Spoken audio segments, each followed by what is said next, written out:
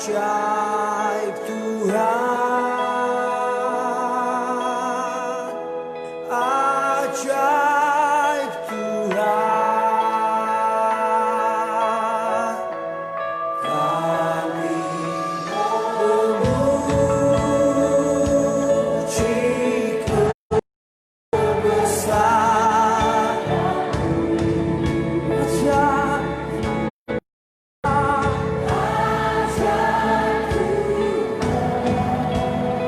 sungguh ajaib.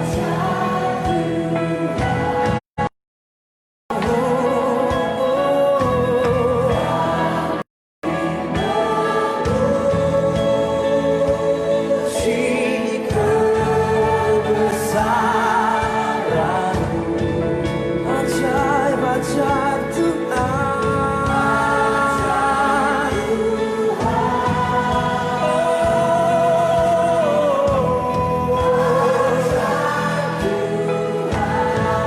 Let my soul sing tonight. Sing my soul, my Savior God. May we sing how great You are. How great, how great.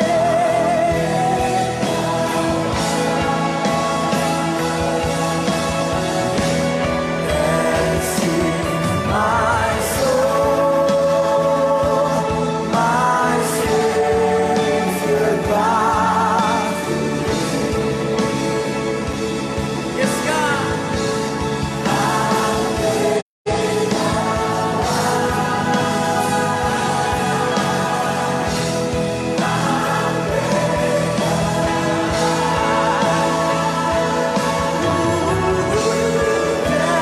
Sing my soul, my Savior God.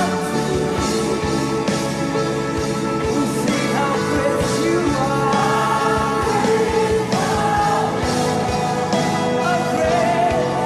How great, how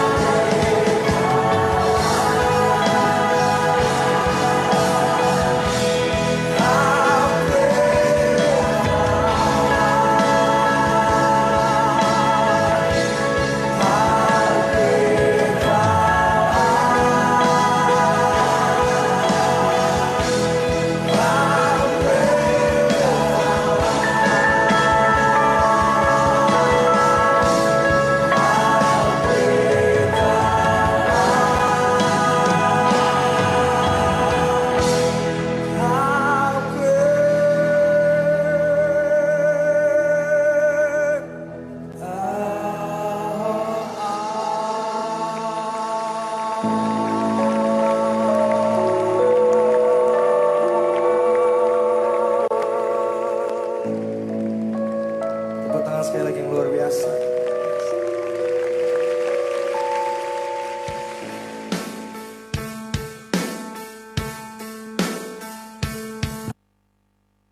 If you manage a team, you should be using Monday.com. It's a platform to manage any team and any project. Marketing campaigns, classic project management, sales pipelines, creative productions, anything. We'll start with a board. Here you can track everything your team is working on. Columns are completely customizable, so you can track what's important to you. Everything is visual. See who's in charge of what and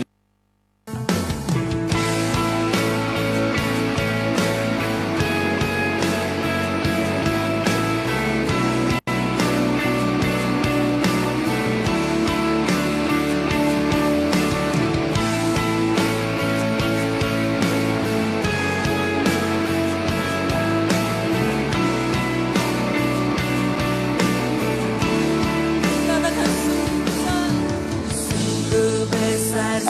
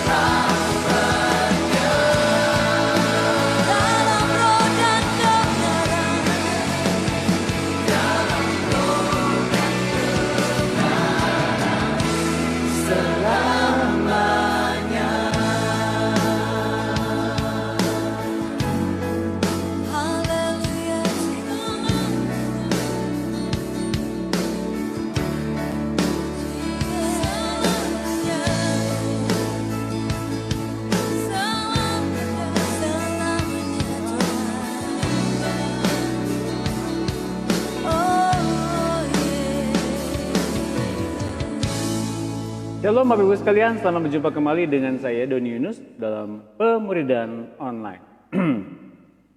Wow, saya bersuka cita sekali sore hari ini karena kami barusan berfellowship dengan close group dan rugi banget loh bagi Bapak Ibu sekalian yang belum tergabung dalam close group. Waduh, rugi banget karena di dalam close group begitu banyak hal-hal yang Tuhan singkapkan hingga kita semua terkagum-kagum. Semua orang dan bahkan suasana keadaan digiring oleh Tuhan ke dalam satu kondisi kita bertemu dengan Tuhan dan kita menyembah Tuhan. Di dalam penyembahan kepada Tuhan ternyata banyak hal yang dibukakan. Dan kami bersyukur tadi barusan ketika kita ngadain close group fellowship ministry ini. Wow, Tuhan begitu banyak bukakan dan kita dibuat, oh sekarang saya tahu Tuhan mengerjakan hal yang indah dan selalu mengerjakan hal yang ini.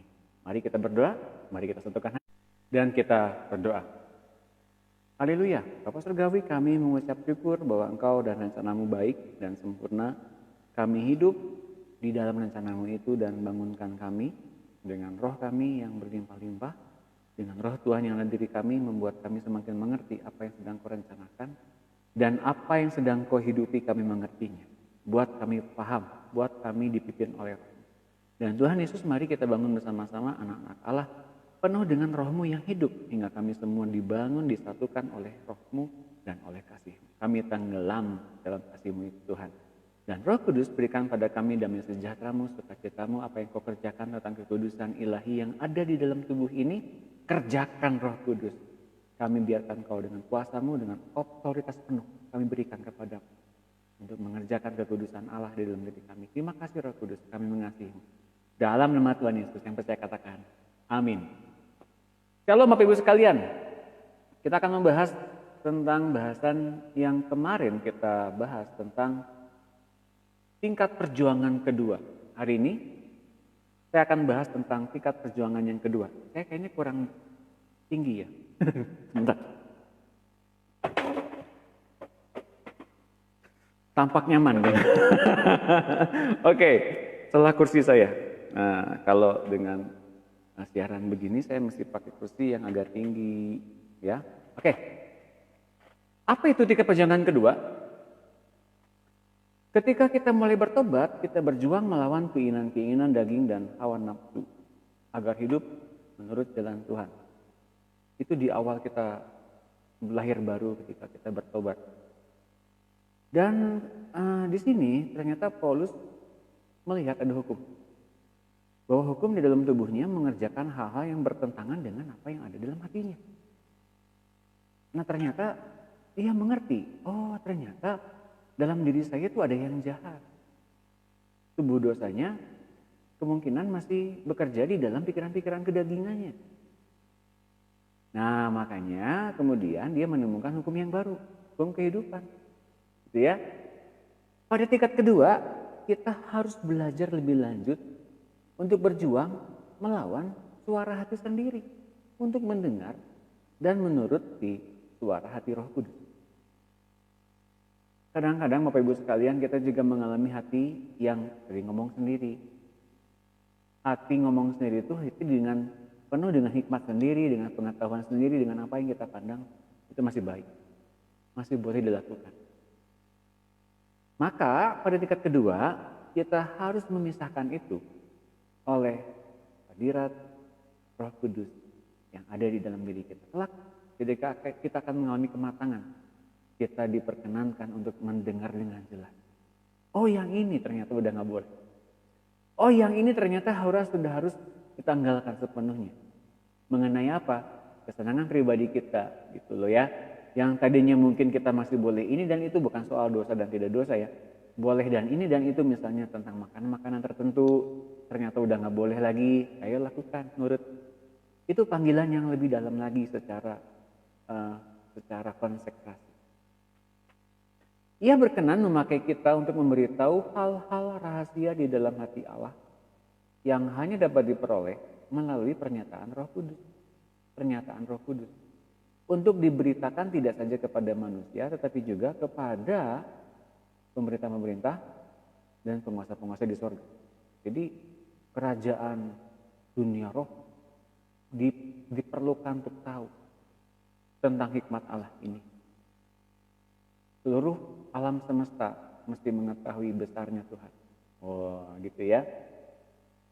Sekalipun kita pernah memahami semua rahasia yang dipercayakan Allah kepada Paulus sampai mencapai gelar doktor sekalipun, kita belum dapat dikatakan telah mengetahui semua rahasia Allah. Orang-orang yang sering bilang, kata Tuhan kepada saya, kata Roh Kudus kepada saya. Mungkin hari-hari ini adalah orang-orang yang sering banyak ngomong kepada kita, misalnya gitu ya. Misalnya mereka seperti mendapatkan, ya memang betul, ada kalanya juga demikian. Mendapatkan hal-hal, gambar saya hilang. Masa? Coba cek, gambar saya hilang nggak? Masa hilang? Bentar. Coba cek, apakah gambar saya hilang?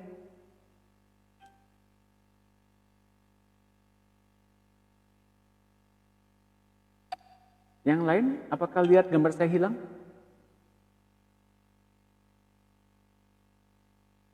Coba cek. Saya rasa nggak hilang. Iya, jelas. Saya kira hilang betulan. Iya, sama-sama hitam. Saya lagi senang pakai baju hitam. Nah, mungkin orang-orang yang sering dengar rahasia-rahasia Tuhan, mungkin sering terdengar seperti, oh kata Tuhan kepada saya. Ya mungkin, tapi sebetulnya ketika mereka lakukan begitu, sebetulnya bukan mereka tahu segala-galanya, gitu ya. Bahkan kita harus mengerti bahwa Tuhan sikapkan kepada kita, kepada hati yang simpel, sebetulnya, kepada hati yang sederhana. Kalau boleh saya kasih tahu bahwa Tuhan berkenan memiliki orang-orang yang menurut pandangan orang-orang Yahudi pada masa itu, orang-orang sederhana. Orang-orang seperti nelayan ikan, penjala ikan. Nelayan dibandingkan dengan orang-orang seperti Paulus. Wah, jauh sekali bedanya Bapak Ibu sekalian. Ya, jadi Bapak Ibu sekalian, sekarang ini Tuhan membiarkan dirinya terbuka bagi siapapun, bagi mereka yang mengasihi Dia. Siapapun, Dia mau bukakan rahasia. Kepada siapapun yang membuka rahasia-rahasia tergantung dari orangnya sediakan waktu seberapa banyak bagi Tuhan. Semakin banyak ia sediakan bagi Tuhan, semakin area hidupnya mengembang, yang terjadi adalah hikmatnya makin bertumbuh. Hikmat makin bertumbuh bukannya makin sombong, tapi semakin menyadari banyak yang perlu dibereskan oleh Tuhan dalam hidupnya. Satu. Dan keduanya, orang yang bertumbuh dan berkembang terus-menerus seperti Kristus akan semakin banyak menerima kekurangan orang lain dan lebih banyak mendoakan orang lain. Agar orang lain ngalamin apa yang dia alami bersama-sama dengan Tuhan, bahkan lebih. Jadi tidak ada kesempatan untuk kemudian jadi angkuh, jadi sombong, jadi serba superior. Nggak ada waktu untuk itu. Mengapa? Karena waktu yang ia punya dipakai untuk memenangkan jiwa-jiwa. Itu yang Tuhan mau dari kita. Maka Tuhan sediakan kepada kita seluruh fasilitas-fasilitas yang bahkan dunia persembahkan bagi orang-orang dunia. Contohnya sosial media, Facebook, Instagram dan sebagainya, YouTube dan sebagainya. Tapi orang-orang yang punya hasrat tentang keduniawian tentu akan terikat kepada Facebook untuk melihat konten-konten yang tidak alkitabiah, yang tidak ilah. Dan sebaliknya mungkin. Dan juga mungkin padahal di dalam akun Instagram juga melihat mungkin hal-hal tentang iklan-iklan, tentang apapun yang serba dunia tawarkan. Dan kepada YouTube apalagi, begitu banyak informasi. Saudara tahu ketika saya mengadakan fellowship khusus dengan tim Medan, teman-teman saya di Medan, tiba-tiba dalam waktu berapa menit laptop saya mati. Biasanya ini terjadi karena perlu adanya update sistem. Dan saya tungguin satu semalaman penuh, saya tungguin sampai 3 jam nggak beres-beres. Saya curiga, jangan-jangan mesti dibenerin ini, nggak bisa dibiarkan begitu aja. Lalu saya lihat YouTube. Apa masalahnya? Saya tulisin masalah yang tercantum di dalam layarnya, lalu saya ikutin. Dan dalam 20 menit saja masalahnya beres. Bapak Ibu sekalian, gak usah datang ke toko-toko, komputer, elektronik, gak usah. Lihat di YouTube, tutorialnya ada. Beresin yang beginian, caranya bagaimana. Dalam waktu 20 menit, masalahnya beres. Dunia tawarkan itu. Masalahmu beres. Dengan cara lihat tutorial di YouTube, masalahmu beres. Berapa banyak orang yang kemudian datang ke YouTube, datang ke Google Search, datang ke Instagram, datang ke Facebook. Mereka punya masalah. Mungkin masalahnya masalah dari yang ringan sampai yang berat. Mereka kemudian dicari di YouTube, mereka punya masalah dan beres lewat YouTube, lewat Instagram, lewat Facebook. Kalau masalah yang ia kemukakan adalah masalah yang berat, kemudian YouTube, Facebook menyediakan tentang solusinya, maka kemudian orang-orang akan mencari dan terikat kepada YouTube, Facebook, dan Instagram. Tapi yang ditawarkannya apa? Itu pertanyaannya, Bapak Ibu sekalian. Hari-hari ini, kalau kita begitu banyak melihat YouTube, begitu banyak melihat Facebook dan Instagram, untuk melihat konten-konten rohani, dan Anda dibangun di situ, puji Tuhan. Karena dunia dipakai untuk kemuliaan Tuhan, dan itu memang yang Tuhan mau. Tapi jangan terjebak. Kalau ternyata Anda punya masalah yang berat, Anda datang ke YouTube untuk meniadakan masalah dengan entertain, dengan membuat semua saluran-saluran di YouTube itu bisa melupakan sesaat saja masalah-masalah Anda salah besar. Masalah tetap ada. Tapi Bapak Ibu sekalian, kalau ternyata Facebook, Instagram, YouTube dipergunakan untuk kerajaan Allah, itu sangat memberkati banyak. Jadi jangan lupa, kalau ternyata Bapak Ibu sekalian tergerak untuk menuliskan status update berupa apa yang didapat dari Tuhan hari-hari ini, ayo cepat tuliskan dan bagi berkat bagi banyak orang. Kalau sore hari ini saya bagikan seperti ini, konten yang isinya tentang pengajaran rohani, semata-mata saya mengasihi Tuhan dan saya terpanggil untuk membagikan apa yang saya dapatkan kepada banyak orang di luar sana. Saya bukan cari follower, saya bukan cari yang namanya endorsement, enggak sama sekali. Tuhan tahu hati saya, tapi yang saya cari apa? Jiwa-jiwa yang kemudian butuh Tuhan. Oke. Jadi Bapak Ibu sekalian, yang paling penting adalah yuk kita pergunakan segala cara agar orang-orang ketemu dengan Tuhan. Maka yuk kita gunakan semuanya yang disediakan oleh Tuhan dalam kehidupan kita. Ketika Elisa nanya, apa yang ada padamu? Kau punya hutang. Suaminya mati seorang nabi ya. Kamu punya hutang banyak. Apa yang kamu punya? Ini cuma punya minyak 1 botol aja. Oke. Kumpulin semua botol yang ada sebanyak-banyak mungkin, jangan terlalu sedikit. Kumpulin semua tetangga-tetangga diminta botol. Apa yang ia punya, ya alirkan kepada banyak botol yang ia kumpulkan sampai habis. Dan berapa banyak botolnya? Jual semua minyak ini dan sisanya buat kamu hidup. Apa yang kamu punya hari ini? Beri kemuliaan buat Tuhan. Pas saya cuma punya akun Facebook. Cukup. Muliakan Tuhan dengan akun Facebook. Itu yang saya lakukan. Dan Tuhan tambahkan tuh. Bukan tambahkan apa-apa loh. Tambahkan hikmat. Tambahkan nanti buat bekal di Facebook kamu ngomong ini loh. Dan saya diberkati sekali. Tiap sore Tuhan tambahkan. Pak saya mau ikutan di kelas grup. Pak saya mau ikutan. Tadi pagi saudariku Sartika dari Medan. Saya minta, Sartika boleh ujian penyembahan WL? Oke boleh Pak. Wah dengan senang hati. Ketika kami tadi penyembahan, wah luar biasa loh. Tuhan jamah hati kita. Itu benar-benar saya merasakan aliran-aliran yang baru setiap kali kita ngadain online. Ada yang baru terus. Dan tadi kita katakan bahwa soal mengangkat tangan di depan Tuhan, kita sedang menerima apa yang Tuhan nyatakan berupa pertolongan. Kita angkat tangan. Jadi kalau kita diminta oleh WL, oleh ketika kita di gereja nanti ya. Kalau kita suruh angkat tanganmu di depan. Pada saat itu Tuhan tolong. Tapi nanti kalau ada waktu saya akan bagikan. Dan kita bisa buktikan ternyata gereja berdinding itu benar adanya, punya power yang sangat luar biasa. Gereja tak berdinding ternyata Tuhan pun itu hadir di situ. Gereja tak berdinding itu adalah kita semua yang membawa hadirat Tuhan kemana-mana.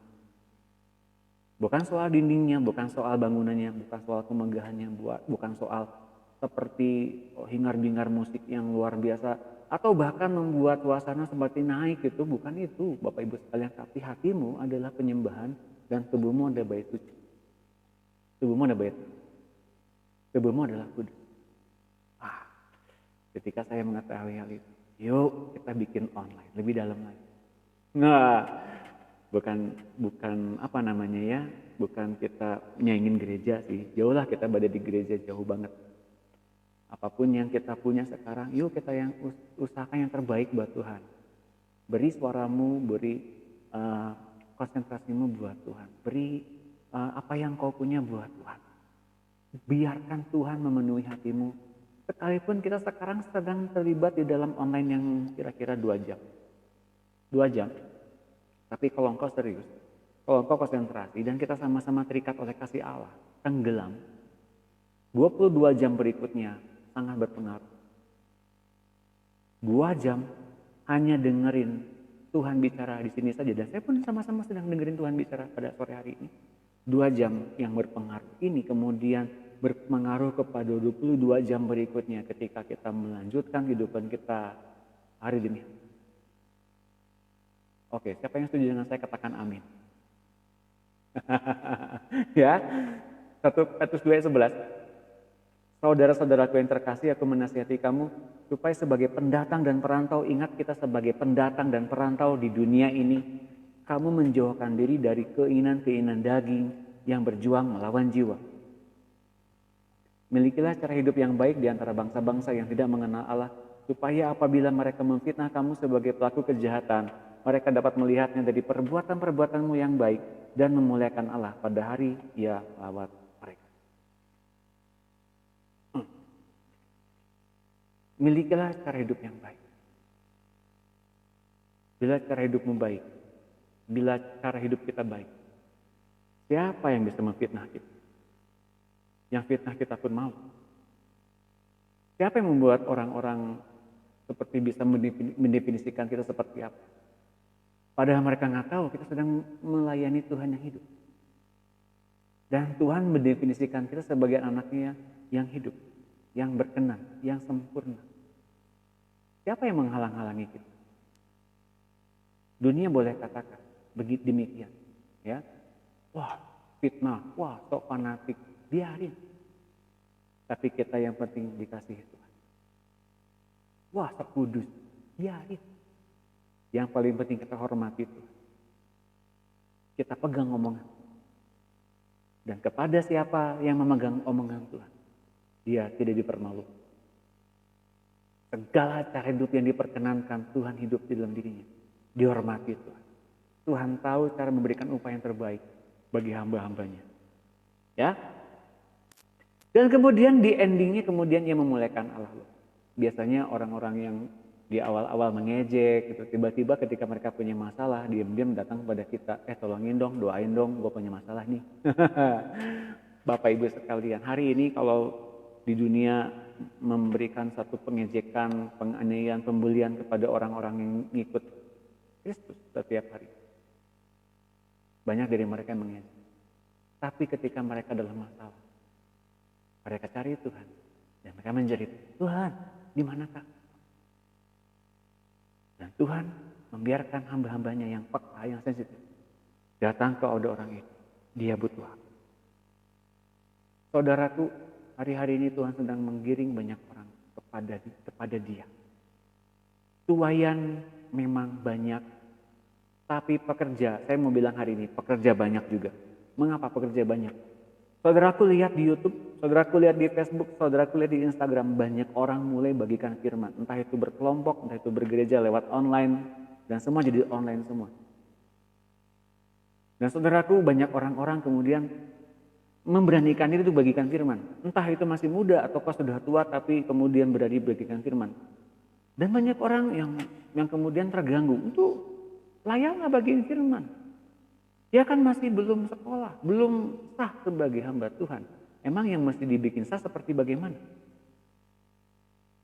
Banyak sekali mungkin standar dunia bilang dia belum cukup. Belum cukup apanya? Belum cukup kudus. Gak, Bapak Ibu sekalian. sekarang ini Tuhan butuh banyak pengerja. Dan semakin banyak orang yang membagikan kehendak Tuhan, entah itu dengan cara apapun, tapi mereka bagikan firman Tuhan dan bagikan kehendak Tuhan. Keren. Kita jangan sampai menganggap itu remeh. Siapa tahu mereka yang bagikan Tuhan, ternyata Tuhan ngomong di situ dan menegur kita tanpa kita sadar. Seringkali kita harus membuat telinga kita peka akan firman Tuhan. Kalau kita menegarkan hati, kita akan sulit dapat pengajaran. Tapi kalau kita membuat diri kita terbuka kepada Tuhan, dimanapun Tuhan bangkitkan imam-imamnya, dimanapun Tuhan bangkitkan nabi-nabinya untuk bicara secara spesifik kepada kita, asal kita peka. Dan Tuhan memang membutuhkan hal yang seperti itu.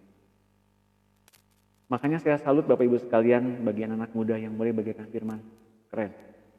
Entah itu umurnya berapa tahun, entah kontennya apa itu, tapi mulai memberanikan diri bagikan firman, luar biasa. Mereka butuh dukungan, mereka butuh semangat, mereka jangan dipadamkan rohnya. Oke? Efesus 3:8, kepadaku yang paling hina di antara segala orang kudus telah diberikan anugerah ini untuk memberitakan kepada orang-orang bukan Yahudi kekayaan Kristus yang tidak terduga itu. Dan untuk membuat semua orang melihat rencana rahasia yang telah berabad-abad tersembunyi dalam Allah yang menciptakan segala sesuatu. Kepada orang yang paling hina di bilangan rasul-rasul, Paulus menyebutkan dirinya sebagai orang yang paling hina. Dengan kerendahan hati demikian, dia merasa orang yang paling hina. Karena latar belakangnya adalah seorang yang penganiaya pengikut Kristus. Tapi Bapak Ibu sekalian, Anda boleh buktikan, lihat dalam Alkitab kita yang paling banyak tulis ternyata tulisannya Paulus. Mengapa? Ia begitu banyak dapat hikmat dari Tuhan. Dan Bapak Ibu sekalian, Bapak-bapak gereja dulu kita di masa-masa lampau sangat perlu untuk menghimpun tulisan Paulus. Karena begitu banyak hikmat yang tersembunyi. Dan percayakah Bapak Ibu sekalian ketika Paulus itu mendapatkan hikmat ketika setelah Yesus naik ke surga? Harus percaya, memang kenyataannya demikian. Di hari ini ketika Tuhan Yesus pun naik ke surga, sudah 2000 tahun yang lalu kira-kira ya. Di hari yang sama saat ini, apakah engkau sudah mendapatkan rahasia-rahasia itu yang sudah Tuhan berikan kepada Paulus?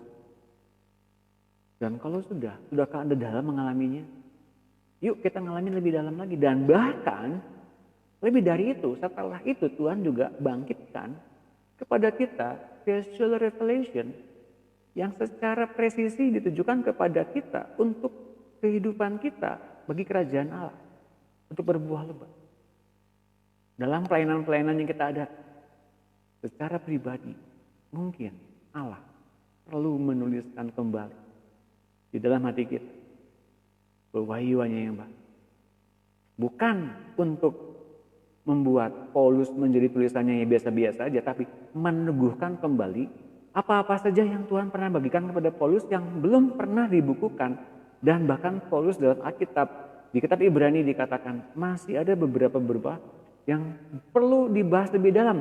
Karena tapi orang-orang yang dalam orang Ibrani di kitab Ibrani itu bilang, kamu masih lamban dalam mendengarkan, jadi akhirnya tidak sampai di titik apa yang ia sedang bahas. Masih hal-hal yang berupa permukaannya saja. Bapak Ibu sekalian, adalah tugas kita bagi anak Allah yang memiliki roh Kristus. Ayo mendekat kepada Tuhan. Datangi dia, betul-betul minta, Tuhan ajarkan saya hal yang baru. Saya terbuka akan pengajaran. Tuhan didik saya. Barangkali apa yang pernah ia sampaikan kepada Paulus lebih dalam. Yang Paulus belum pernah tuliskan dalam Alkitab. Mungkin kita akan mengalami pertama kali di akhir-akhir zaman ini. Karena Petrus memperhadapkan orang-orang di luar Yahudi kepada Kristus sebagai tunangan. Jemaat di luar orang Yahudi, di luar orang Israel adalah pribadi-pribadi yang lebih dekat sebenarnya dari orang-orang Israel, orang-orang Yahudi.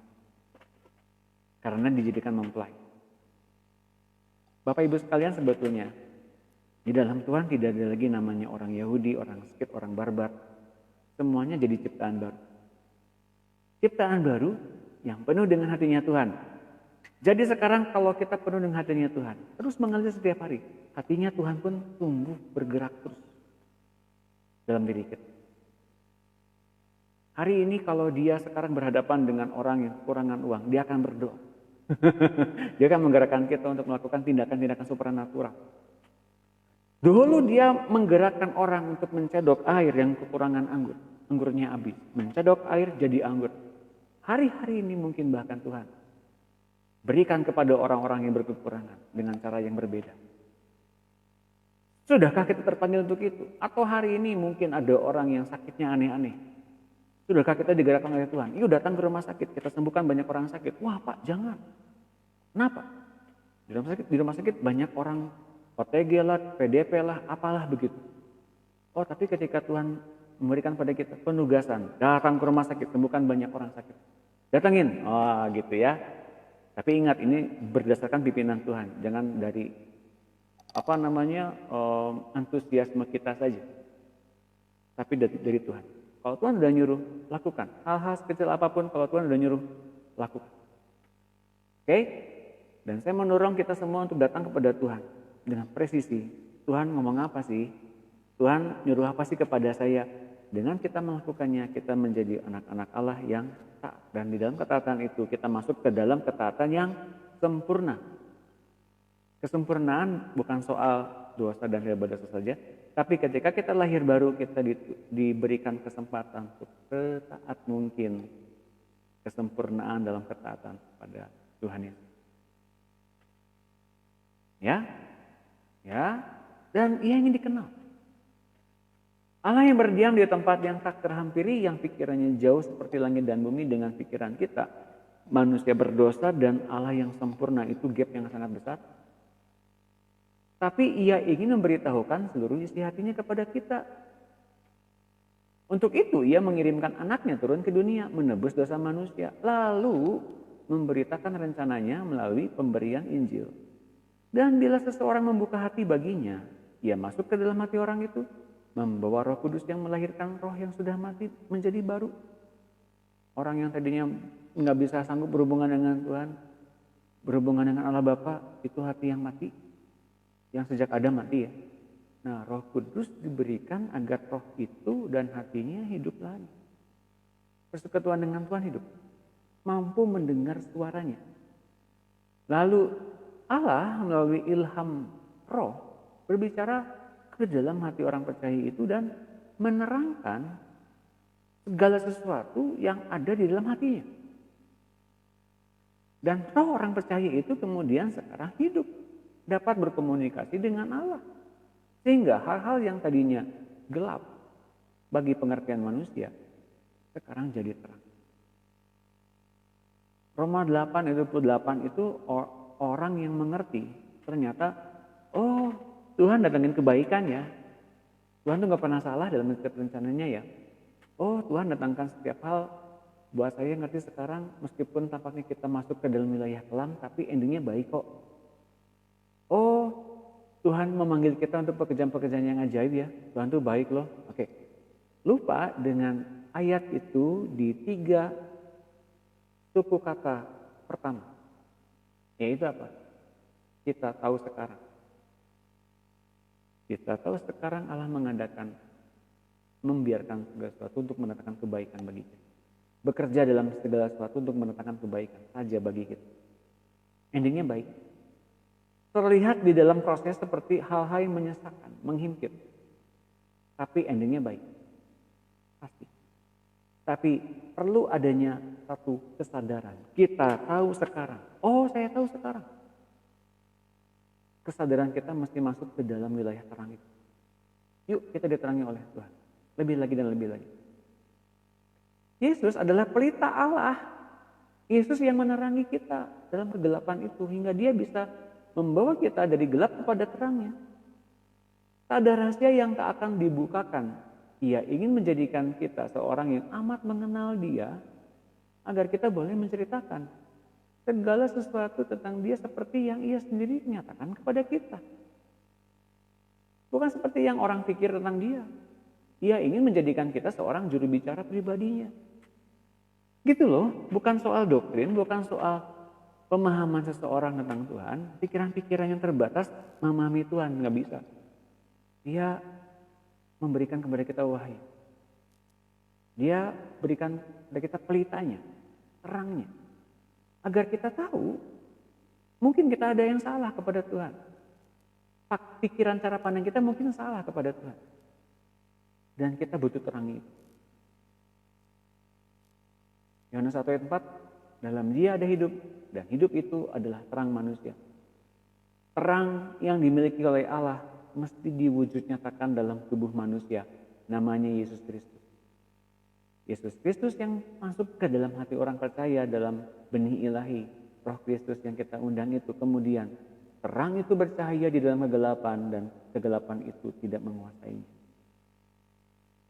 Terang dimanapun kita berada selalu membuat gelap yang tadinya tinggal di dalam terpisah dengan terang, dirinya nggak nyaman.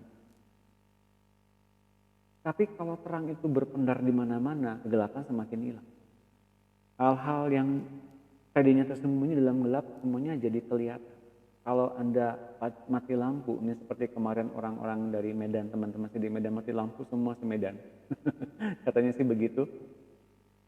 Jadi kalau punya terang, semua tempat-tempat atau semua barang-barang yang hilang diketemukan oleh terang. Tuhan pun sanggup menemukan orang-orang yang dalam kegelapan lewat terang. Orang-orang yang gelap kemudian tahu bahwa terang itu muncul di dalam gelap untuk menyelamatkan mereka. Orang-orang kemudian mengetahui ternyata terang itu lebih enak. Terang itu lebih kelihatan kalau saya belum mandi. Terang itu memberikan pengertian kalau saya itu ternyata perlu banyak didandani. Wah, ini muka saya perlu coreng-moreng dan sebagainya. Bapak Ibu sekalian, di dalam terang semuanya terlihat bahwa kita semuanya perlu banyak dikasih pelajaran oleh Allah kita. Bapak Ibu sekalian, kita baca lagi di Matius 4:21. Lalu Yesus berkata kepada mereka, mungkinkah orang membawa pelita supaya ditempatkan di bawah tempayan atau di bawah tempat tidur? Mungkin nggak kalau pelita, kalau terang yang bisa menerangi satu rumah ditempatkan di bawah tempat tidur? Nggak mungkin ya. Justru pemilik rumah itu menempatkan pelita di tempat yang tinggi agar bisa membuat seluruh rumah terang.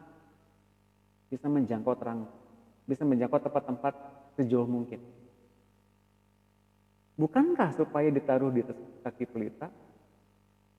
Sebab tidak ada sesuatu yang tersembunyi yang tidak akan dinyatakan.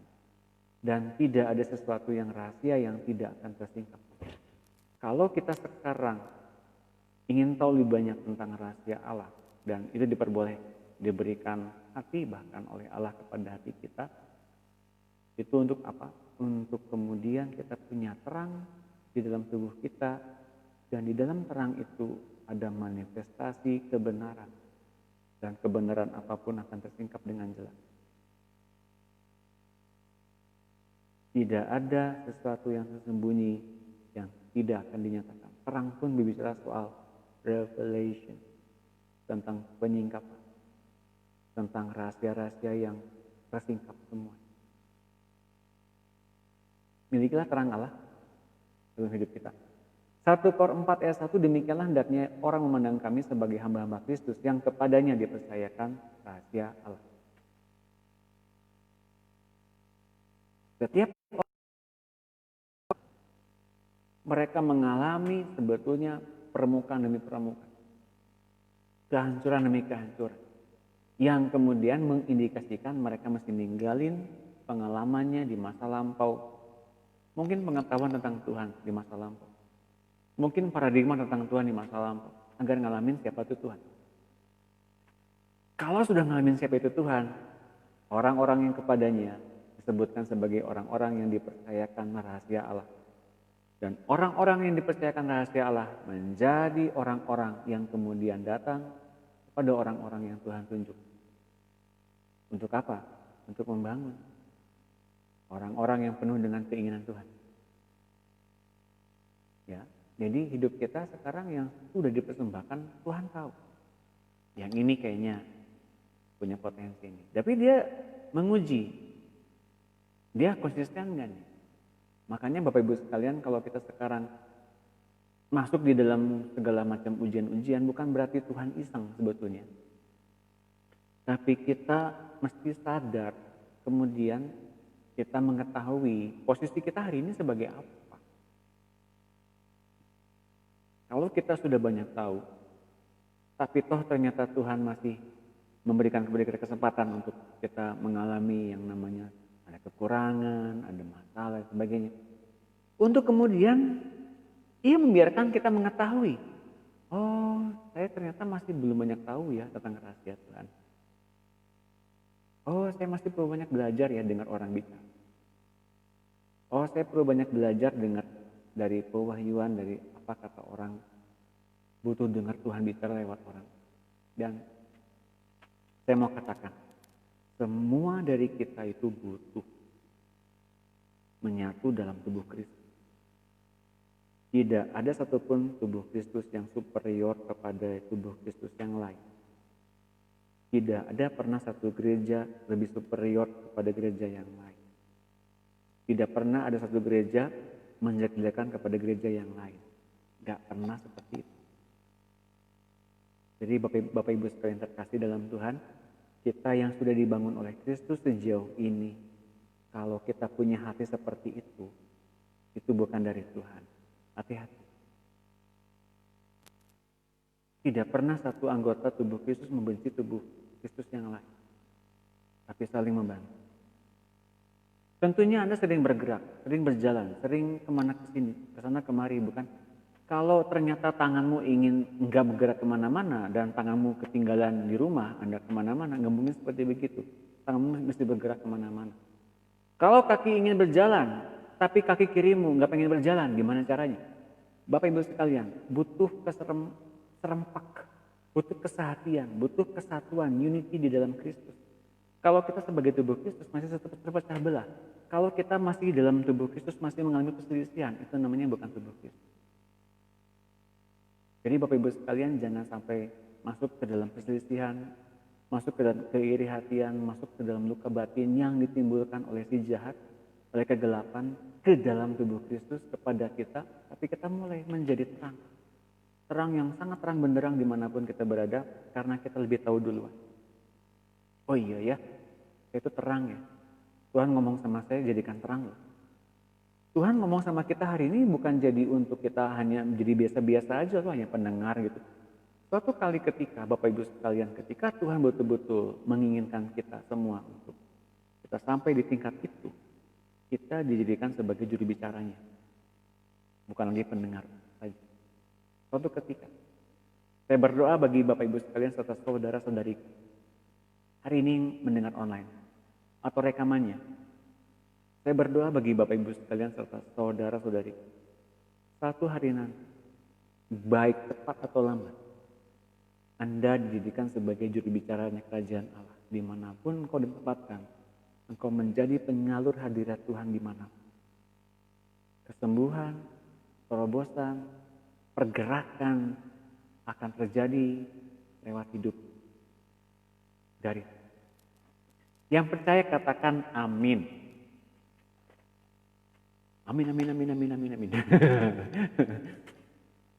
Kolose 2 ayat 2, supaya hati mereka terhibur dan mereka bersatu dalam kasih, sehingga mereka memperoleh segala kekayaan dan keyakinan pengertian dan mengenal rahasia Allah, yaitu Kristus. Sebab di dalam Dialah tersembunyi segala harta hikmat dan pengetahuan.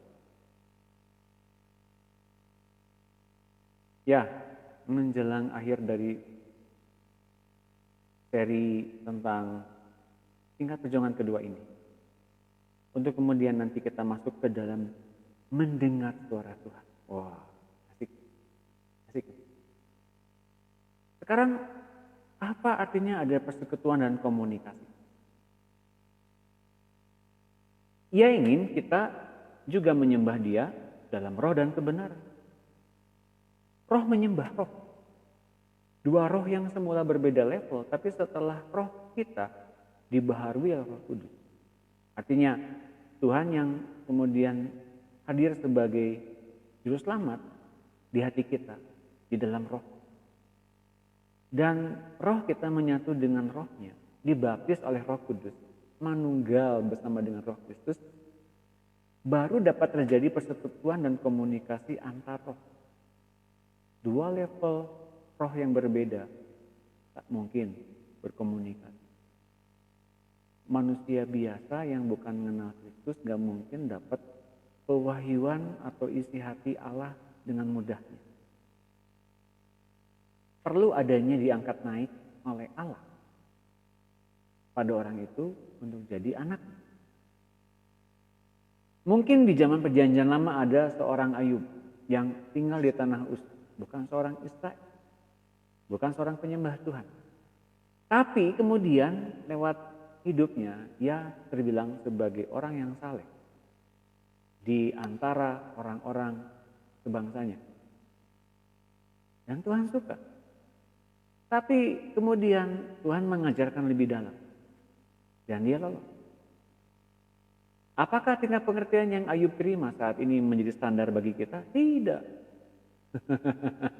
Tidak. Masih ada standar yang lain. Tapi lewat Ayub kita belajar. Iya, tapi standarnya beda. Kepada kita di bangsa lain yang bukan bangsa Israel pun ternyata Tuhan ngomong. Tapi dengan cara yang otentik pada kita. Kita bukan dari bangsa Israel. Tapi dengan gambar-gambar yang ada di perjanjian lama kita ngerti Tuhan sedang menggenapkan apa di masa perjanjian baru. Tuhan banyak ngomong kepada bangsa-bangsa lain, kenapa? Karena Tuhan panggil dulu kepada bangsa-bangsa lain karena bangsa Israel yang disebut sebagai kekasih Allah ini punya kewajiban yang lain. Yaitu mereka mesti pelayanan di masa antikristus. Tapi kita sekarang pelayanannya di masa-masa ini sampai dengan Tuhan datang yang kedua kali. Maka Bapak Ibu sekalian, yuk kita sekarang menjadi orang yang otentik di depan Tuhan. Apa yang sedang Ia inginkan, kerjakan, itu yang otentik. Bukan menjadi dimirip-miripnya seperti orang Israel. Enggak seperti itu. Oke? Nah, untuk itulah roh kita harus di-upgrade setara dengan rohnya. Agar setara dengan rohnya. Pak, ini Bapak kok setara dengan Tuhan, gimana sih Pak? Enggak. Tuhan ngajak kita agar setara dengan Dia dalam pikirannya, cara pandangnya. Kita dilahirkan baru dan intuisi kita dihidupkan oleh Roh Kudusnya, lalu Ia memberi lagi roh hikmat dan wahyu untuk mengenal Dia dengan benar. Bukan membuat interpretasi sendiri tentang Dia, bukan membuat dugaan-dugaan, asumsi atau bahkan doktrin tentang Dia. Lalu Ia sendiri hendak menyatakan dirinya kepada dunia melalui kita. Kita dijadikan sebagai perpanjangan tangannya dan duta besar kerajaan Allah di dunia ini. Efesus 1:15, karena itu setelah aku mendengar tentang imanmu dalam Tuhan Yesus dan tentang kasihmu terhadap semua orang kudus, aku pun tidak berhenti mengucap syukur karena kamu. Aku selalu mengingat kamu dalam doaku dan meminta kepada Allah Tuhan kita Yesus Kristus, yaitu Bapa yang mulia itu, supaya Ia memberikan kepadamu roh hikmat dan wahyu untuk mengenal Dia dengan benar. Kita diberikan roh anak untuk kita kemudian bisa mengenal Bapa. Selebihnya Bapa berikan kepada kita roh hikmat dan wahyu untuk mengenal Dia dengan benar. Hikmat itu apa? Hikmat itu adalah tatanan awal dan hukum fondasi awal di dunia roh. Di antaranya hikmat mengatur bedanya lautan dan daratan. Nah, ada bedanya. Ini lautan, ini daratan. Hikmat pun mengatur bagaimana cakrawala dibentuk. Hikmat mengatur bagaimana kemudian beroperasinya alam roh bekerja. Surga dan neraka. Termasuk hikmat mengatur apa-apa saja yang dulu pernah tercipta di masa purbakala. Lucifer jatuh ke dalam dosa karena melanggar hikmat Allah. Itu hukum yang mendasari dunia roh. Nah, kalau Bapak Ibu sekalian ingin tahu ayatnya di mana, baca di Amsal 8. Hikmat adalah tatanan dasar. Dan kemudian Hikmat itu diciptakan oleh Tuhan Allah sendiri. Hal pertama yang diciptakan Tuhan Allah adalah hikmat. Bukan langit dan bumi, bukan terang, tapi hikmat. Dan kemudian Allah berikan kepada kita roh pewahyuan agar menyingkapkan isi hatinya. Bukan kita jadi pintar dan tahu tentang Allah sih, tapi dia ingin dikenal dan dia ingin diketahui lewat hikmat dan bukan kita sok tahu, kepo gitu, bukan. Tapi kita diberikan hikmat dan revelation, penyingkapan demi penyingkapan. Nah, itu adalah pemberian dari Allah. Mau atau tidak digunakan, terserah kita. Orang Korintus yang telah mengalami karunia-karunia rohani yang lengkap oleh Paulus tetap dikatakan sebagai bayi rohani yang hanya mampu menerima susu sebagai makanan rohani mereka. Karunia-karunia rohani seperti bahasa lidah, bahasa roh bernubuat, karunia hikmat, marifat, penglihatan dan sebagainya tidak menunjukkan kedewasaan rohani seseorang. Nggak nyambung, Bapak Ibu sekalian. Nggak related. Apa yang membuat seseorang dianggap dewasa oleh Tuhan? Susu adalah makanan yang dihasilkan oleh seorang ibu yang sendirinya telah mampu memakan makanan. Selama seseorang belum bisa menerima pewahyuan langsung melalui intuisinya dari Tuhan, tapi bergantung dari hasil pewahyuan orang lain terus-menerus, ia masih bayi rohani. Kalau roh mereka hidup dan berkomunikasi sendiri dengan Tuhan dan mampu mencerna sendiri makanan rohani mereka yang keras untuk kemudian memberikannya kepada bayi-bayi rohani yang lain, barulah dikatakan bahwa ia dewasa rohani, menjadi manusia. Sekarang pertanyaannya, seberapa dewasakah kita? Oh, saya punya banyak pengikut, Pak. Bukan itu. Tapi segimana kita diubahkan Tuhan untuk bagikan apa yang kita dapat dari Tuhan, mencerna hal-hal yang di dunia rohani, kita bagikan kepada bayi rohani kah, kepada orang yang sudah lama pelayanan kah, tapi mereka, iya kok saya baru tahu yang begituan ya. Nah berarti, Bapak Ibu sekalian, ini adalah Tuhan yang tahu dan kita yang tahu. Kebutuhan-kebutuhan untuk kita makan itu kan kita yang tahu ya. Dan kenyang dan enaknya pun kita yang tahu ya. Demikian pula Tuhan. Tuhan yang di hati kita sebetulnya menginginkan kita tumbuh dengan makanan yang semakin lama semakin nutrisinya baik. Kata Ibu Ruth. Hari ini memakan nutrisi yang baik. Terima kasih Pak, puji Tuhan. No.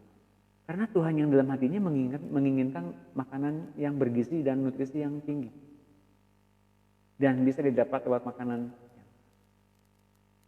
yang keras dikunyah oleh pencernaan yang terlatih baik untuk mencerna makanannya. Kalau bayi, gak bisa makanannya. Pasti dimuntahin lagi. Oh Tuhan, cukuplah di sini Tuhan masalahnya. Aku tengking masalahnya dalam nama Tuhan Yesus. Barangkali begitu.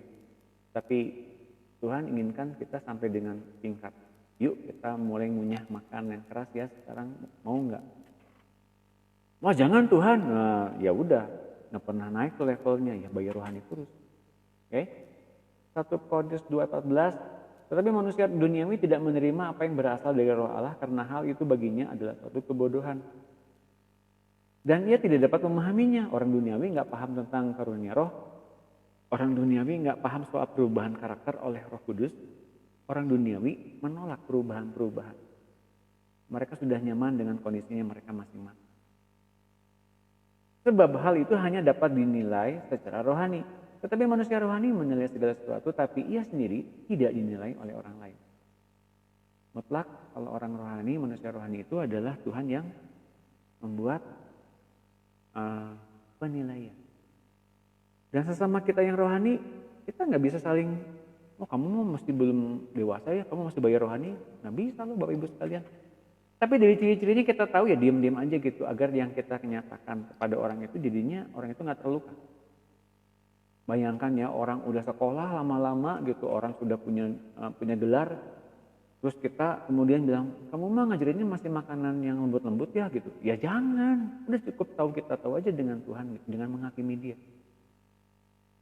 Biarkan setiap orang membagikan apa yang ia dapatkan dengan sukacita. Jangan kita hakimi, ini mah makanannya masih makanan lembut.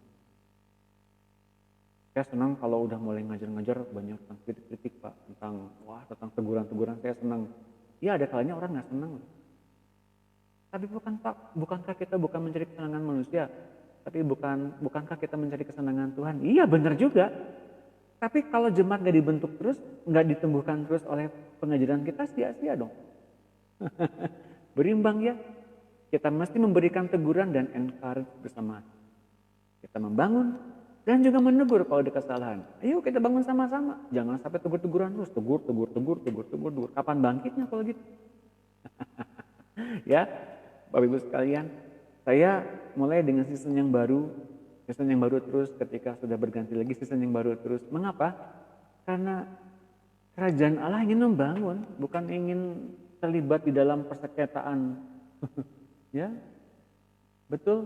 Semuanya mesti mengalami perubahan demi perubahan untuk kemudian timbul karakter ilahinya. Jangan karakter kedagingannya muncul lagi. Ya, kita sekarang masuk ke dalam pencarian Tuhan untuk mencari sahabat-sahabat. Banyak dari kita tak menyadari hati Tuhan Yesus yang sebenarnya. Dengan sikap rendah hati, kita semua menghambakan diri kepada seumur hidup kepada Dia dan tak pernah mau mengerti bahwa yang Ia cari sebetulnya bukan seorang hamba, tapi pada akhirnya Ia cari sahabat.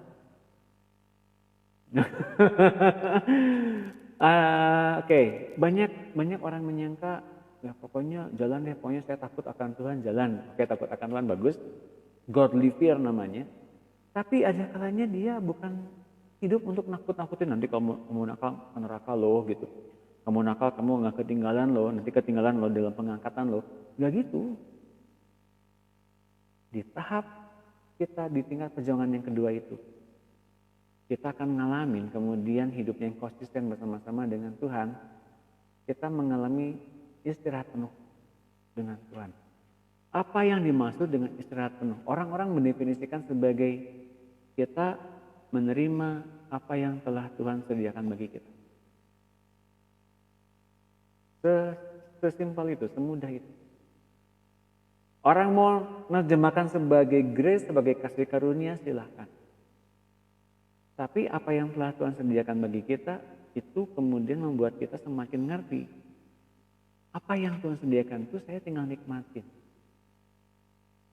Selebihnya, biarkan Roh Kudus yang kemudian mengetahui sisa-sisa produk dari manusia lamanya seperti apa, buang-buangin. Agar semakin kita ngerti dan masuk ke dalam pola hidup apa yang telah Tuhan sediakan bagi saya bisa menerimanya, menikmatinya. Oke, contohnya begini Bapak Ibu sekalian.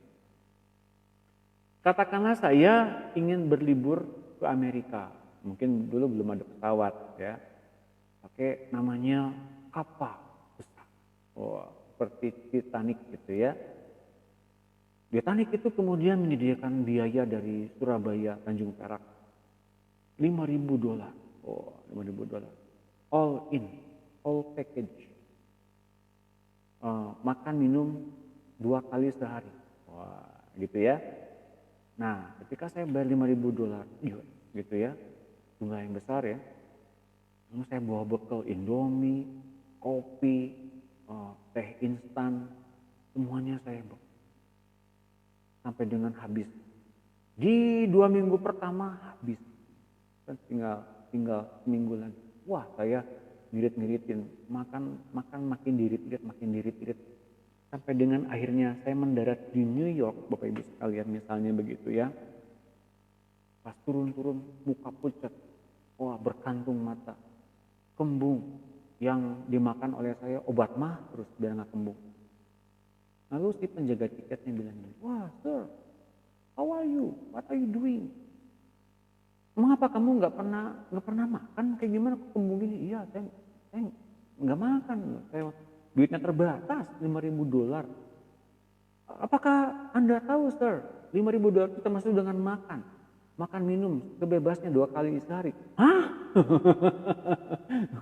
Are you kidding me? Apakah engkau bercanda? Iya, itu betul. Itu fasilitas, Sir. Oh. Ketika saya menyadari itu semua fasilitas, tapi saya nggak pernah gunakan, saya menjadi orang yang menyia-nyiakan fasilitas itu.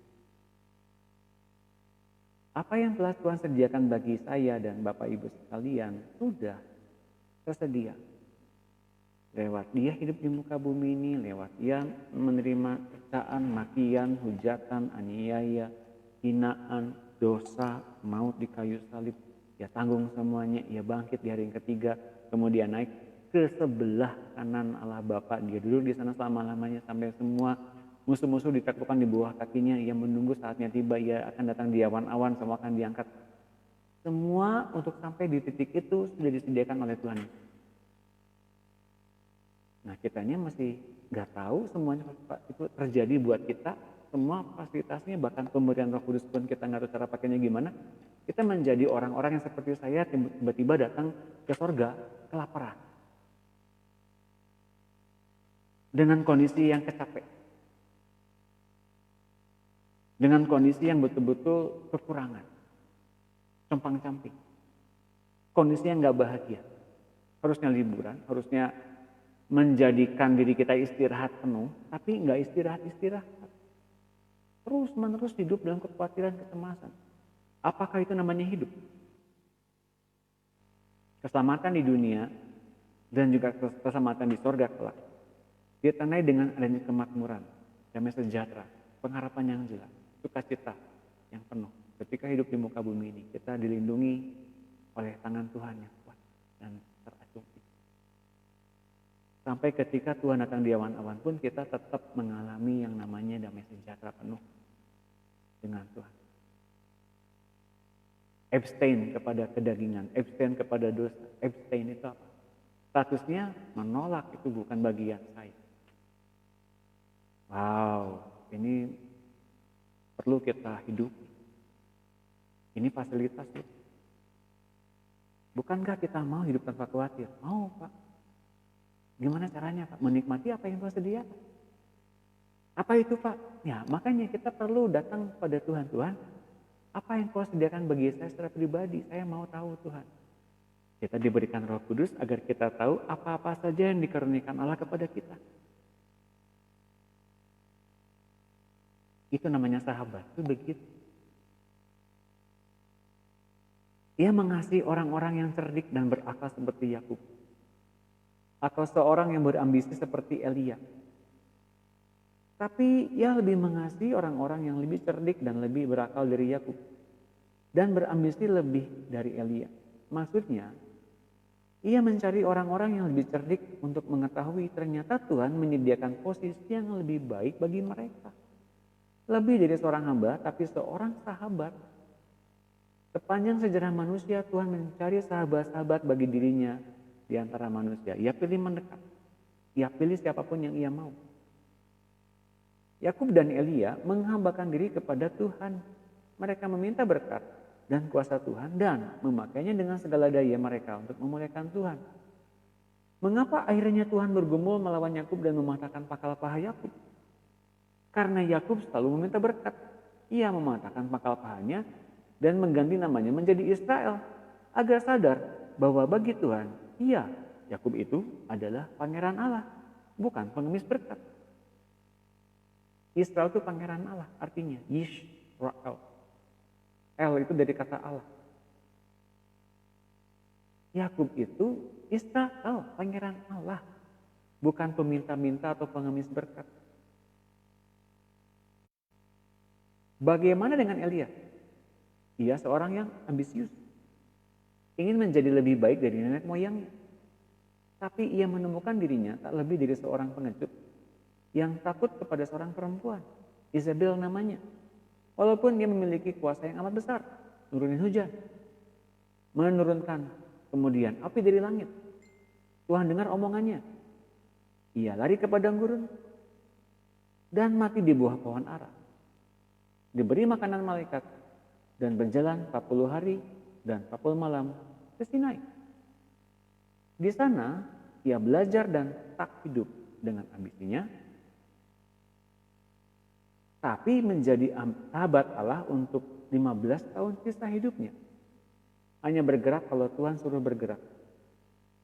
Dengan presisi, kemudian ia diangkat ke surga. Hubungan Tuhan bisa lebih dekat lagi kalau kemudian di dalam masalah kita bertemu dengan Tuhan.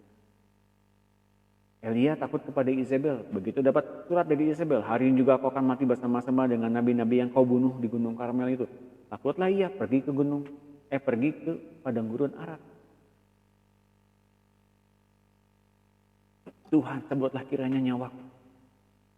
Aku tidak lebih baik dari nenek moyang. Matikanlah aku. Kemudian Bapak Ibu sekalian, di tengah-tengah hidup yang putus asa itu, makanan yang baru muncul. Apa makanan barunya, Pak? Roti bakar 2 porsi dan air kendi 2 porsi juga. Nih bangun makan, kata malaikat lah. Makan, minum. Tidur lagi dia. Belum cukup rupanya. Makan, minum. Sekarang habis makan minum, berjalan 40 hari 40 malam ke padang gurun. Ketemu dengan Tuhan di Gunung Horeb. Jalan tuh 40 hari 40 malam tanpa makan, tanpa minum. Tuhan mulai memberikan definisi bagaimana Tuhan menghidupkan roh Elia sejak saat itu. Kemudian di padang gurun 40 hari 40 malam sampai di Gunung Horeb. Dalam 3 kali perjumpaan. Dalam keadaan badai, topan, dan angin yang sejuk itu Tuhan ngomong sama Elia. Apa kerjamu di sini, Elia? Aku segiat-giatnya bekerja bagi Tuhan. Diulang 3 kali dalam keadaan yang berbeda. Artinya apa? Season-season baru yang sedang kita hadapi sekarang adalah season-season yang mungkin bilang, Tuhan saya capek.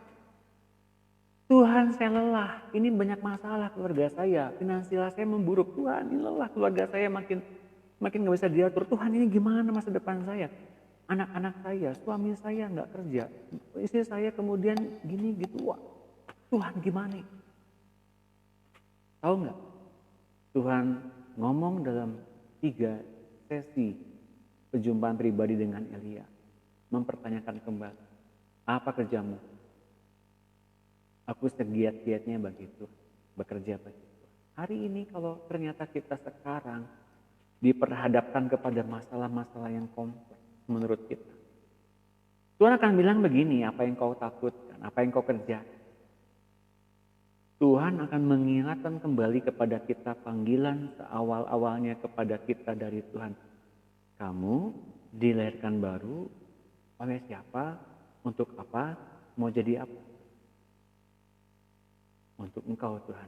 Oke, kalau itu untuk Tuhan, untuk aku sendiri.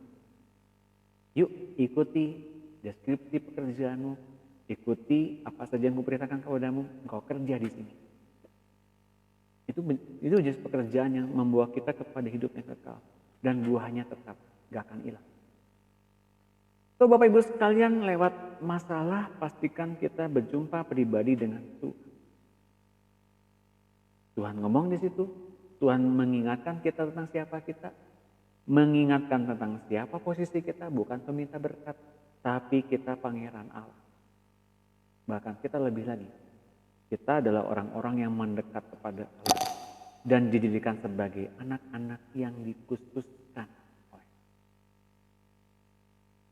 Kalau dikhususkan berarti panggilannya jadi apa? Juru bicara dirinya sendiri. Beritakan perbuatan-perbuatan baik yang dari Allah. Jadi kalau engkau dalam hidupmu tertekan begini, banyak ucapan syukur. Kalau engkau hidup dalam ketertekanan seperti ini, banyaklah melihat kebaikan Allah. Muliakanlah Allah dengan tubuh.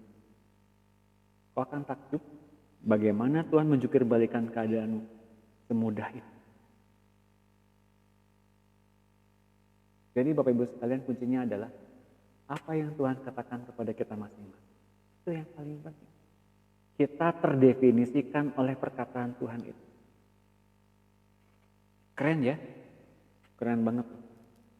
Tuhan tuh mengubah sejarah hidup seseorang dengan mudah. Bram, hari ini kau bukan lagi namamu Abram, kau Abraham namanya. Sarai. Namamu bukan Sarai lagi, Sarah.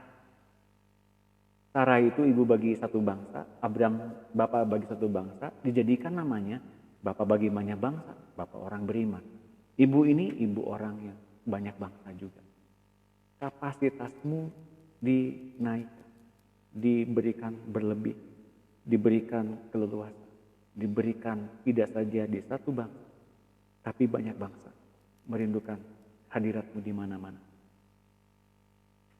So Bapak Ibu sekalian, responmu bagaimana? Ya, respon kita bagaimana ketika Tuhan bicara begitu? Apakah goncang? Siapakah aku ini Tuhan? Jangan Bapak Ibu sekalian. Terima, oke, angkat tanganmu. Terimalah berkat. Saya terima Tuhan. Kalau tadi yang di close group, sudah tahu itu artinya. Ketika kita angkat tangan, kita menerima apa yang sedang Tuhan nyatakan. Janjinya ya dan amin. Yang paling penting, yang Tuhan ucapkan jadi janji dan janjinya pasti digenapi. Ya, kalau nanya sama saya, kapan Tuhan janjinya digenapi? Jangan tanya sama saya, tanya sama Tuhan. Yang paling penting adalah hubunganmu dengan Tuhan. Oke? Terus, tahukah kita apa bedanya hamba dan sahabat? Gambar seorang hamba adalah seorang yang selalu minta-minta dipakai Tuhan. Lalu membuat rencana-rencana sendiri. Mereka bilang mempunyai visi pelayanan sendiri. Yang ia kira akan memuliakan Tuhan. Kemudian berterus-terus meminta Tuhan memberkati visi dan pekerjaannya. Itu gambar hamba Tuhan. Itu gambar hamba.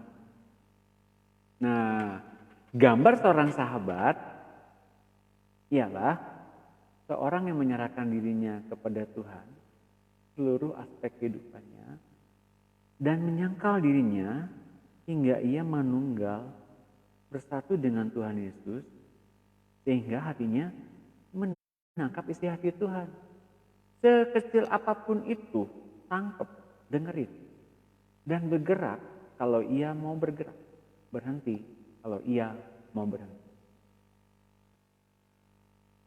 Itu cirinya bedanya hamba dan sahabat.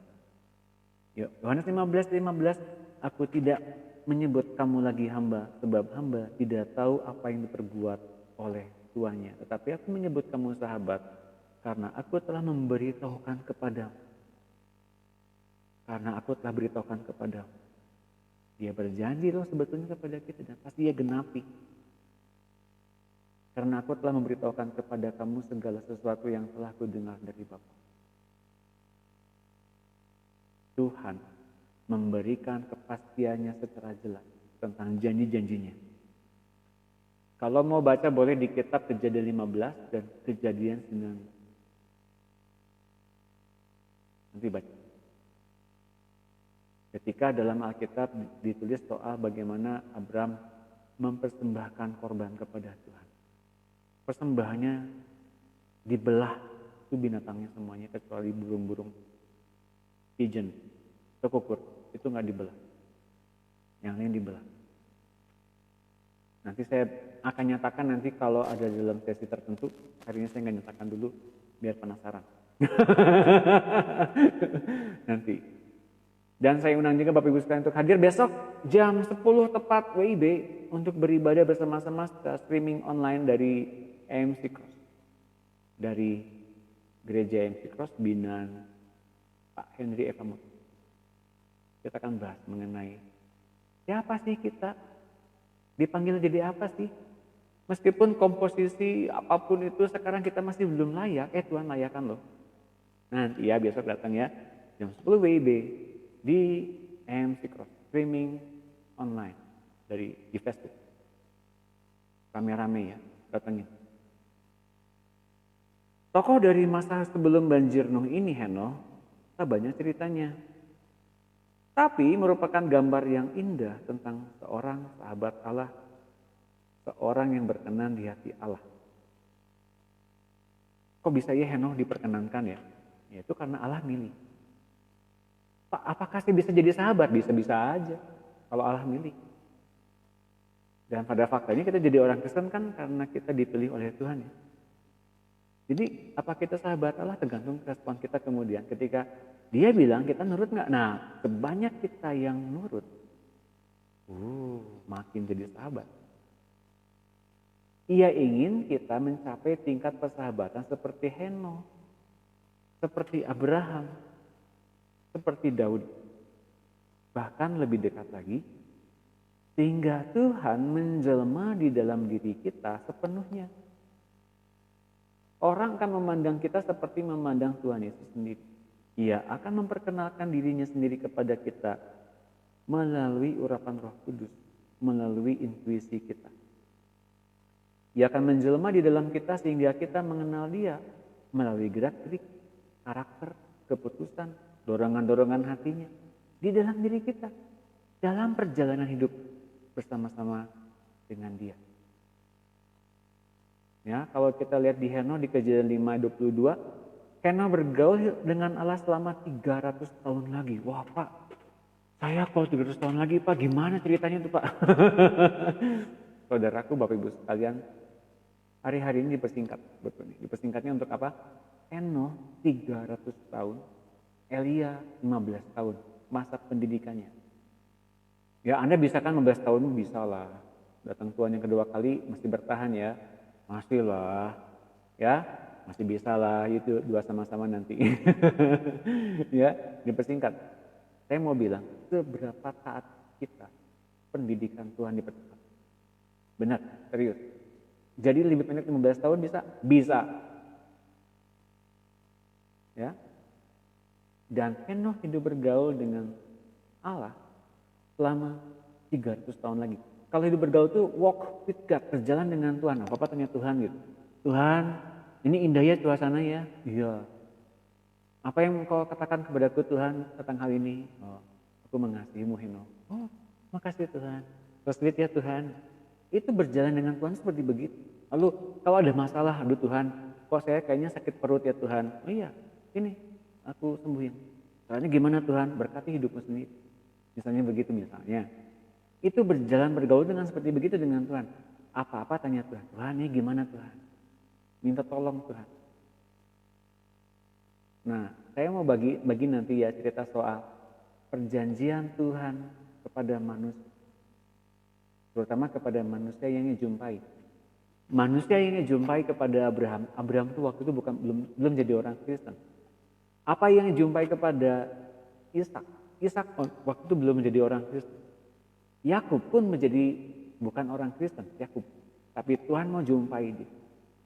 Mengapa Tuhan mau jumpai dia? Karena Tuhan terikat janji kepada Abraham, Ishak dan Yakub. Dan terlebih Allah terpikat kepada mereka. Jadi, buatlah Allah terpikat kepada kita. Bagaimana membuat Allah terpikat kepada kita? Tunjukin hidupmu menyenangkan Allah. Berbeda dengan dunia. Berbeda dengan pemahaman dunia. Dunia selama-lamanya membenci Allah. Tapi Anda masih berbeda dengan dunia. Apa yang dunia tawarkan, Anda tolak. Anda mulai menyukai Allah. Mengasihi Allah. Henokh hidup bergaul dengan Allah sampai segitunya, lalu ia tidak ada lagi sebab ia telah diangkat oleh. Kalau ternyata Tuhan atau Allah kita bergaul erat dengan kita, ia mengucapkan janji-janjinya. Ia mengucapkan janji-janjinya itu kemudian ia mengikatnya dengan sumpah. Dan kepada kita yang terikat dengan sumpah kepada Dia, Dia menyatakan sumpah dan Ia pasti melakukan dengan segala cara. Bahkan kemudian Ia serahkan anaknya kepada kita. Apalagi yang kurang. sangat cukup bagi kita semuanya. Jadi bagi kita yang sekarang masih galau, masih gonta, yuk ingat kebaikan Allah. Yuk ingat semuanya yang sudah Allah sediakan bagi kita. Semuanya lihat lewat hidupnya Yesus. Bukankah dia pernah di dunia ini dan sama seperti kita dicobai namun gak berbuat dosa? Hiduplah seperti dia. Sampai kita tidak lagi di dunia ini secara present. Ada mungkin tapi gak terlibat dengan dunia. Karena iman Henoh diangkat supaya ia tidak mengalami kematian dan ia tidak ditemukan. Karena Allah mengangkatnya. Ibrani 11 ayat 5. Sebab sebelum diangkat, ini nih, ia memperoleh kesaksian bahwa ia berkenan kepada Allah. Bahwa Allah berkenan. Bahwa Allah, kayaknya udah cukup deh kamu di dunia nih. Dia angkatnya di sini yuk, sekolah lagi. Oke, cuman gitu aja mungkin. Sampai di titik tertentu, Lukas 6 ayat 40, barang siapa yang tamat pelajarannya akan seperti gurunya. Guru kita siapa? Bukan Donu Yunus ya, bukan ya, tapi Yesus, Tuhan Yesus sendiri, Mesias. Kalau kita anggap dia guru, kita belajar kepadanya, kita tunduk diri kepadanya, kita hormati dia, dapat pelajarannya, kita ikuti, kita renungkan saja sebelum cukup, kita praktekkan, kita hidupkan, bergaul dengannya sampai dengan dia bilang, oke, anakku cukup. Tugasmu beres. Bukan mati loh, bukan. Sekarang marilah tinggal di dalam surga. Diangkat naik. Pengangkatan namanya. Pengangkatan orang percaya. Kalau tamat pelajarannya, nah sekarang secara general semua anak-anak Allah sedang belajar tentang pelajaran ini. Barangkali masih belum ada yang sama mungkin ya, mungkin satu kurikulum dengan kita ya nggak apa-apa di lain pihak. Mereka sedang dibangun juga kok dengan cara yang lain, tapi sama dibangunnya sama. Tapi bisa saja kita lebih cepat, bisa saja. Nah makanya bagi orang-orang di luar sana yang belum dapat pelajaran ini, yuk mulai cari jiwa-jiwa itu oleh Tuhan. Agar kita semua secara korporat, secara besar-besaran, tamat dong pelajarannya, diangkat naik ke surga lewat pengangkatan. Semudah itu loh, hidup bergaul dengan Allah bukan soal nakut-nakutin nanti kalau nakal masuk neraka lo gitu. Enggak gitu kita mah. Itu orang dunia mungkin begitu. Nanti kalau kamu nakal masuk neraka loh.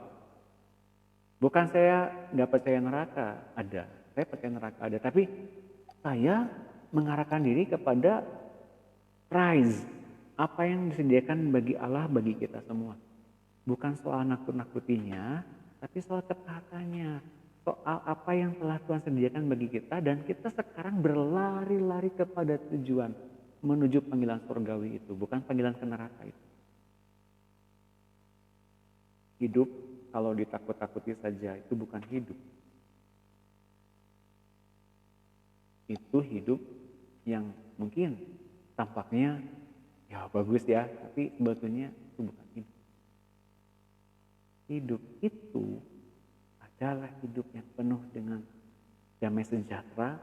Kalaupun sekarang damai sejahtera kita belum lengkap, belum penuh, yuk cari terus isi hatinya Tuhan. Agar kita menemukan damai sejahteranya. Ciri Anda damai sejahtera itu Anda tetap dapat pembicaraan dari Tuhan langsung. Berdamai. Kita dapat apa yang Tuhan nyatakan. Terus dapat tiap hari dan terus mendalam, menyambung terus. Itu tandanya kita bergaul dan jadi sahabatnya Tuhan. Oke. Dua tokoh lain pada masa sesudah banjir Nuh, Abraham dan Daud, orang-orang yang berkenan di hati Allah. Jadi orang-orang ini adalah bahwa mereka mendengarkan suara Tuhan sebelum mereka melaksanakan tindakan-tindakan mereka. Mereka dengar instruksi dan komando dari Tuhan. Masuk Abraham, coba lihat Yakobus 2:23. Dengan demikian genaplah nas yang mengatakan, lalu percayalah Abraham pada Allah, maka hal itu diperhitungkan kepadanya sebagai kebenaran. Karena itu Abraham disebut sahabat. Tingkatan pertama Abraham belum disebutkan sebagai sahabat Allah ketika Tuhan bicara Abraham keluar dari negerimu, dari Mesopotamia, dari negeri orang-orang Ur Kasdim. Belum. Ketika Abraham bangun mezbah pun Abraham belum disebutkan sebagai sahabat di Mamre. Tapi ketika Abraham diberikan pengertian yang lebih dalam, terpisah dengan Lot, terpisah dengan bapaknya mati di padang Aram. Kemudian Abraham menjumpai Tuhan dan dia percaya apa yang diomongin sama Tuhan tentang anak. Maka Abraham sebut sahabat Allah. Kita yang mudah percaya dan hidup bergaul penuh dengan Allah. Bergaul itu tandanya kita pikiran yang lama diganti dengan pikiran yang baru terus menerus. Gampang percaya, gampang takut. Itulah sahabat. Kisah 13 ayat 22, setelah Saul disingkirkan, Allah mengangkat Daud sebagai raja, menjadi raja mereka. Tentang Daud Allah telah bersaksi, aku telah mendapat Daud anak Isai, seorang yang berkenan di hatiku dan yang melakukan segala kehendak. Daud orang yang berkenan. Meskipun dia kemudian mengambil Batseba dari Uria dan Urianya mati disodorin di medan tempur yang paling depan sekalipun, tapi Daud itu mudah bertobat, mudah kembali kepada jalan Tuhan. Itu pun berkenan. Tapi berkenan saja belum cukup. Tuhan mau yang sempurna. Bapa di surga sempurna. Apa yang Tuhan mau? Seperti Bapa di surga sempurna. Bapak dan Ibu sekalian, Tuhan pun disempurnakan di dunia ini lewat ketaatannya. Setaat apakah dia sama Bapaknya? Taat banget. Sampai sempurna ketaatannya. Bukan soal dosa, bukan. Sempurna ketaatannya kepada Bapaknya. Dan kemudian ia mengimprint kepada hidup kita ketaatan yang sama. Mesti kita hidup. Sampai setaat itu kepada Bapa. Lewat hidupnya Tuhan Yesus saja. Bisanya gitu. Kita sendiri bisa taat sama Bapak. Kita nggak bisa taat Kristus pada Bapak. Kalau kemudian kita mempunyai ketaatan yang sama, semata-mata karena hidup kita diganti dengan hidupnya Tuhan Yesus. Jadi kelahiran baru itu penting. Kelahiran baru, penyangkalan diri, salibkan kedagingan, perubahan karakter. Itu penting. Nah itu bagus tuh. Theo ya. Saya manggilnya apa sih? Zerubabel Theo Nugraha ini? Theo atau apa? Itu bagus. Kamu betul-betul punya pikiran Kristus yang sangat meresap kuat di dalam pikiran dan hatimu. Itu bagus. Simple ayatnya tapi terngiang-ngiang terus kan? Itu yang lebih baik. Daripada banyak ayat tapi nggak pernah terngiang-ngiang. Keren. Salut aku padamu. Matius 10:40. Barang siapa menyambut kamu, ia menyambut aku. Dan barang siapa menyambut aku, ia menyambut dia yang mengutus aku. Jadi Allah Bapa memberikan pengutusan yang nyambut Yesus, nyambut Bapa. Hal yang sama sekarang kalau kita sekarang mendapati legitimasi ini atau mendapatkan satu penugasan seperti ini dan kemudian banyak orang menerima kita. Oh, orang-orang itu menerima Bapa di sorga dan kemudian apa yang terjadi? Bapak itu akan membangun orang-orang yang percaya untuk menjadi tempat kediaman. Jadi Allah Bapa butuh banyak kantor kerja.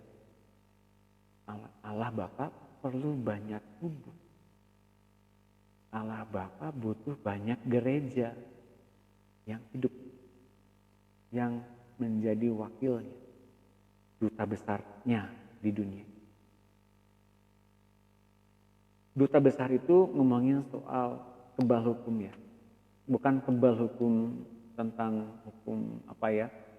Oh misalnya penyakit-penyakit kebal gitu. Enggak sih, saya ngomongin soal apa yang ternyata hukum kerajaan Allah nyatakan dalam diri anak-anaknya. Bahwa kita tidak lagi disengat oleh dosa. Kalau kita tinggal dalam hadirat Allah, kerajaan Allah memproteksi dengan pikiran-pikiran yang baru. Asal mau nurut aja, nggak tersengat dosa dan maut. Mungkin ngalamin kematian bisa saja kalau ternyata tubuhnya kadaluarsa atau expired. Ya nggak apa-apa, toh terpisahnya roh dengan tubuh langsung masuk ke Firdaus kan? Bukan karena apa-apa gitu ya. Nggak apa-apa, no problem. Hidup terus berlanjut kok setelah meninggal pun. Jangan takut ngadepin kematian. Tapi setidaknya kita mesti mengerti. Itu maut dikalahkan oleh Yesus. Kita nggak usah cicipi maut. Jadi begitu roh ninggalin tubuh langsung ke Firdaus. Nggak sempat cicipin maut. Nanti ada ayat yang mengecap maut, taste death. Ada ayatnya di, kalau nggak di Lukas, tapi nantilah. Bapak Ibu sekalian, sampai di akhir acara kita hari Senin akan bahas tentang mengenal suara Tuhan. Suara Tuhan seperti bagaimana sih Pak? Nah, dibahas di Senin. Agar kita seperti Henokh, bahkan lebih dari itu akan seperti diri Elia, ya akan lebih dari seperti itu, akan seperti Daud, lebih berkenan lagi di hatinya Tuhan, bahkan sempurna. Kalau kita mendengar suara Tuhan, mengenal Tuhan. Dan ini akan terus berlanjut di bab-bab yang setelah ini akan semakin dalam. Pastikan Bapak Ibu sekalian nggak terlewat, karena kemudian akan berbagai macam penjelasan lebih dalam. Tentang hati yang licik, tentang hati yang masih belum dibereskan, pun nanti akan dibagikan. Bapak Ibu sekalian, kiranya diberkati oleh online ini, dan silakan bagikan kembali di dalam Facebook Bapak Ibu sekalian acara ini agar memberkati banyak orang dan kemudian banyak orang ngalamin Tuhan lewat acara ini. Dan jangan lupa Bapak Ibu sekalian adalah orang-orang yang dikasihi oleh Tuhan, orang-orang yang dilindungi oleh Tuhan, maka jadilah bukan saja sebagai hamba, tapi sebagai sahabat Tuhan. Yuk kita tundukkan kepala, kita doa. Terima kasih Tuhan Yesus, kami bersyukur mengucap terima kasih karena Kau hadir di hati kami sebagai Tuhan. Kau mengubah hati kami, Kau mengubah cara pandangan kami, dan kami sekarang hidup oleh karena hidup-Mu. Tuhan, kami mengasihi-Mu, kami mau taat, kami mau dipimpin oleh-Mu. Buat kami ngerti apa yang sedang kami pelajari sepanjang pertemuan ini. Tuhan, Kau alami segala sesuatu yang ada di dunia ini dan Kau tidak berbuat dosa. Ajarkan kami seperti itu Tuhan, dalam setiap cara pandang dan cara pikir-Mu. Setiap apapun yang Kau pikirkan, yang Kau bagikan kepada kami di dunia ini. Kami mengikuti langkah-langkah dan jejak. Apa yang telah Kau sediakan bagi kami menikmati. Terima kasih Tuhan Yesus, dan Roh Kudus materikan setiap apapun yang diajarkan sepanjang pertemuan ini. Kau hidupkan itu dalam pengertian, akal budi, dan jiwa kami dimerdekakan untuk memilih yang terbaik, yang sempurna yang Allah nyatakan. Engkau membuat kami masuk ke dalam kesempurnaan itu. Dan Bapa Surgawi, kami mengucap syukur buat hikmat kewahyuan yang Kau berikan, buat kami mengalami hadirat-Mu, hingga pada akhirnya tubuh ini Kau jadikan sebagai tempat kerja. Terima kasih Bapak. Engkau luputkan kami dari setiap apapun yang dunia tawarkan. Kami sekarang terikat kepadamu karena kami mengasihi perkataan Tuhan Yesus. Dan kami membiarkan Roh-Mu mengerjakan hal-hal yang indah dalam hidup ini. Terima kasih Bapak. Kami mengucap syukur dalam nama Tuhan Yesus. Yang percaya katakan terima kasih Bapak Ibu sekalian. Selamat berakhir pekan. Salam saya buat Bapak dan Ibu serta keluarga terkasih. Kiranya damai sejahtera Allah melingkupi kita di akhir pekan ini, dan jangan lupa besok jam 10 WIB ikuti siaran kami dari EMC. Selamat malam, Tuhan Yesus memberkati.